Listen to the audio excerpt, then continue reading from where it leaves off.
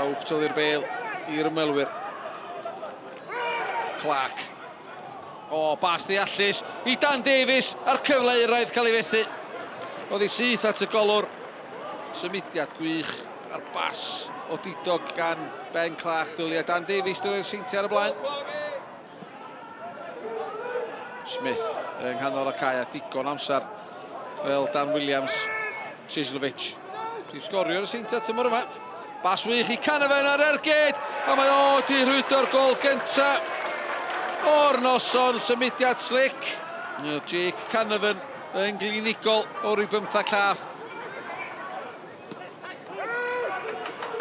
Chislovic o'i lwybr. Jordan Williams dy cefn i Harry Owen. Rwysiad David tuag at Leo Smith. Bel disgyn ar posti pella. O'r bediad o dito gan Green. Canavan oedd yno. A mi gyrraeddodd o ar y postyn pella. A dylia fod i sgorio ail o'r noson.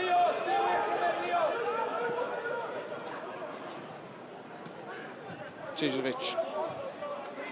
I Dan Redmond. Jordan Williams ar y postyn agosa. Mae'n disgyn i Ben Clark. Redmond.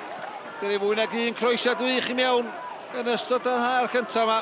Matar hawdd i Ben Clark. Rwydo'i gol cyntaf o'r tymor. Sa'n Hallock mewn i Rory Holden, y ddau eilydd yn cyfuno. O, na gicos Motin, oedd ma' na Bo Cornish yn baglu Dan Davies. Na dim amheuaeth gan y dyfarnwr Bryn Markham Jones. Y capten yn rhwydo i bedwaredd gol o'r tymor. Green yn mynd un ffordd, y bêl yn mynd ffordd arall. Holden derbyn ôl gan Canavan, chodi fyny tuag at Dafydd ar y postyn pell am o rwy'n dod i mewn.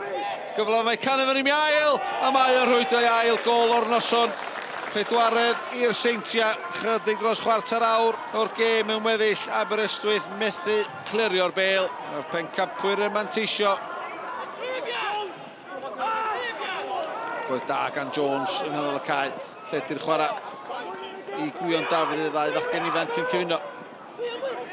Lledu'r chwarae wedyn i Dan Davies. Davies yn y cwrt Cosby ar ei droi de. Davies yr ergydd, mae'n gwirodd i'r araf i ffynwr. Ond mae dal yn rhydd y golwr methu dal i efal arni. Gwion Dafydd gael y cyffyrddiad ola. Chodi fyny tuag at Davies, mae Hallock ar draws y cwrt Cosby. Holden, cyfle am y bumed, mae'n gwirodd i araf i ffynwr. Dwi'n gobaith i Green y tro yma. A gyda munud o'r 90 yn weddill.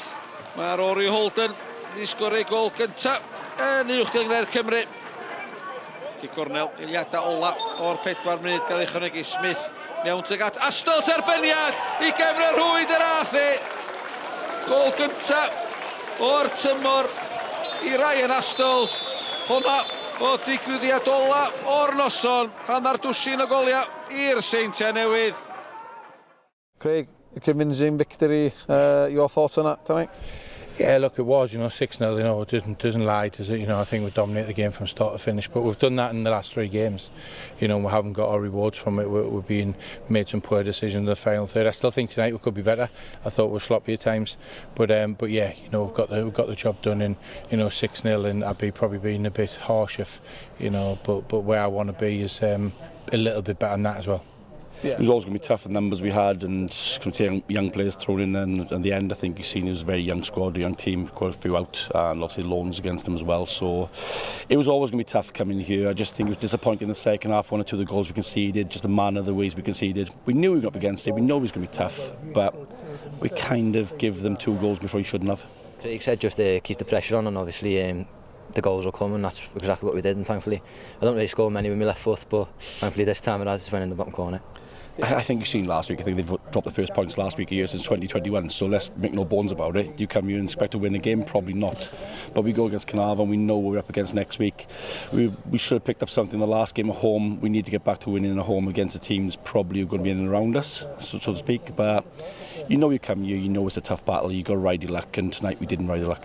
3 young lads, on the pitch that come through the academy system here? Yeah, obviously TNS have a really strong academy, and there's a lot of lads here who haven't had the chance maybe and should have got the chance, but obviously 3 have got the chance tonight and you've shown what they can do, so made up.